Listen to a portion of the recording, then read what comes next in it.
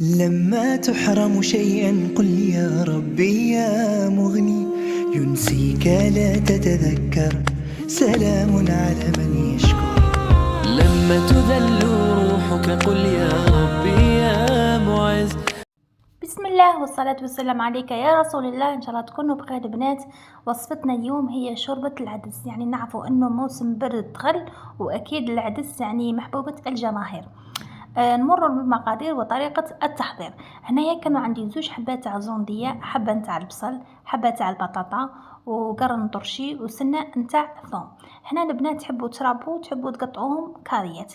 انا هنا كنت رابيت البصل والفلفل والزوندية والثوم، والبطاطا قطعتها الكاريات. اكيد بالنسبه للعدس لازم قبل ما نطيبوه لازم نشلوه بالماء، نشلوه 4 مرات ولا 5. شوفوا هنا انا نشلل فيه واش لقيت. اكيد لازم تشلوه.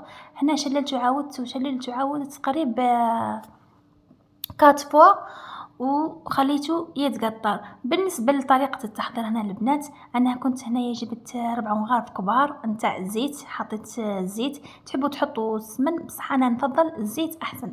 حطيت هذيك الزرنديه وحطيت الفلفل والثوم، حطيت البصل ثاني.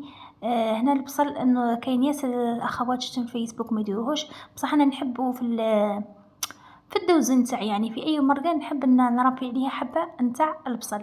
هنايا درت موغ كبيره نتاع طماطيش او طماطم المصبره، درت عليها هذاك العدس اللي بعد ما شللته وقطرته درته في الكوكوط. هنا خلطت كلش بارد في بارد. كاين ياسر شفتهم يجمروا المرقه، يعني يجمروا هذاك البصل والطماطيش والزيت، بصح انا نحب نديرو كلش بارد في بارد.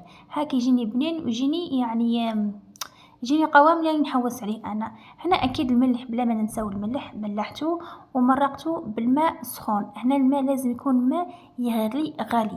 شوفوا البنات انا هنايا فرقت طاوة يعني تاع على حسب الافراد العائله. انا هنايا كانت كفاتني الكميه وبالزياده الحمد لله. خلطت كلش مع بعضهم وخليتهم في النار تطيب نص ساعه. يعني هنا على حسب الكميه نتاع العدس اللي عندك وعلى حسب النوع العدس اللي عندك. انا هنا نص ساعه كان طابلي. شوفوا فاجاتني خاطره، وشوفوا هذاك اللون الله الله، جاتني بنته ما شاء الله. وبالنسبه لي بيس، انا لي بيس ما نحبش نقليهم في البدايه، نحب نديرهم في النهايه باش نتحصل على هذيك البنه البنينه. درت هنا الكمون والحانوت والثوم وشويه ملح لاني ذقتها لقيتها مسوس، وهذاك القرن الحار يا البنات كون ذوقوه وتشوفوه تلقاوه حار حار، وزاد هالبنه مش نورمال. ليسونسيال خلطت كلش المقادير مع بعضهم، خلطت مليح وخليتهم فوق النار تجمروا 1 دقيقة ولا 2 دقائق وطفيت عليها. انا ما نحبش نقلي التوابل كما قلت لكم. شوفوا هنايا النتيجه النهائيه كيفاش جاتني خاطره، جاتني بنينه ما شاء الله، جاتني بنته تهبل. يعني هنايا كوصفه شتويه. يعني نهار نديرو فيه العدس، نهار كي كل مره وكيفاه، بصح جاتني بنته مش نورمال. جربوها وما كنتش رايحين تندموا البنات صدقوني. وما تنساوش ديروا لي جيم في لا فيديو، وديروا له كومنت، وثاني اللي مش مشتركه تشترك لي فضلا وليس امرا. والسلام عليكم.